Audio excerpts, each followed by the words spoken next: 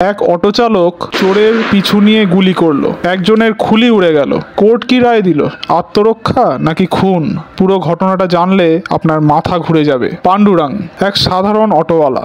5 বছর আগে তার বাড়িতে ডাকাতি হয়েছিল। পুলিশ তাকে বন্দুকের লাইসেন্স দিয়েছিল, কারণ এলাকায় চোর ডাকাতের ভয় ছিল। একদিন সে দেখে 2 গুন্ডা এক মহিলার গলার হার ছিনতাই করছে। পাণ্ডুরাং সতর্কতা দিল, কিন্তু চোর বাইক ঘুরিয়ে তার দিকে ছুটে এলো। গুলির শব্দ, এক চোর মারা গেল।